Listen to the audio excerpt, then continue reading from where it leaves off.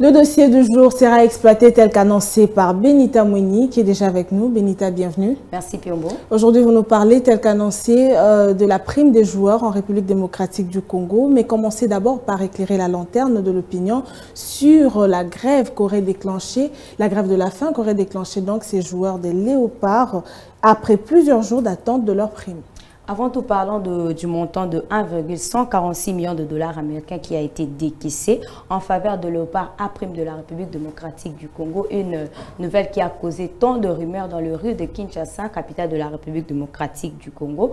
Et nous vous proposons de suivre des avis et réactions de la population quant au comment du pourquoi le retard de cette prime. Merci à vous Benita pour ce reportage qu'elle nous propose. On va le suivre tous ensemble pour voir et entendre la population qui s'est exprimée et l'on se retrouve juste après.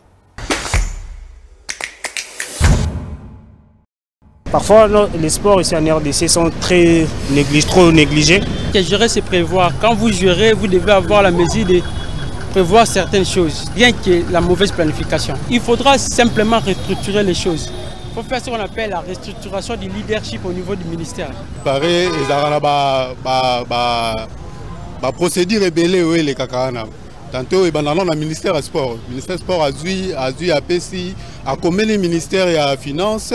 Allez, le ministère de la finance a rappelé disons un projet mon côté, mon bébé. Des fois il y a un retard. Dans ces champs, c'était déjà prévisible qu'il y aura champ. Dans une période déterminée. En principe, on devrait déjà apprêter la prime des joueurs, même en amont, les envoyer dans les stages de professionnels pour préparer les matchs. Qui dit gouverner veut prévoir.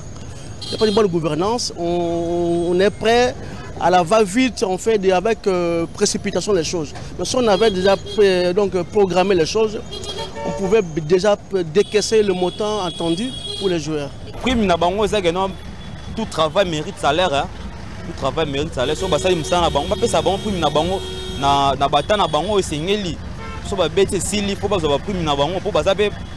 responsable. Plusieurs rumeurs ont circulé, nous l'avons suivi et parmi elles, celle donc faisant état d'un blocage de paiement de primes. Alors que pense le ministère de Finances au regard de tout ceci? Pour le ministère de Finances de la République démocratique du Congo, les rumeurs qui circulent faisant état d'un blocage de paiement de primes de Léopard A' sont totalement fausses et infondées. Et ils appellent d'ailleurs les intéressés à entrer en contact avec la Rabobank pour encaisser leurs primes. On va finir avec ce qui concerne principalement les primes, puisque nous en parlons. Comment est-ce que ce montant est réparti et que représente-t-il respectivement? En ce qui concerne principalement le prime, le montant de 235 500 dollars américains et 910 500 dollars américains représentent respectivement le prime du match amical contre la Libye et de match de la phase de groupe du CHAN 2023 qui se déroule en Algérie. Merci à vous Benita pour toutes ces précisions avec ce dossier que vous nous apportez. Nous espérons vous revoir prochainement avec le même plaisir. Merci Piombo.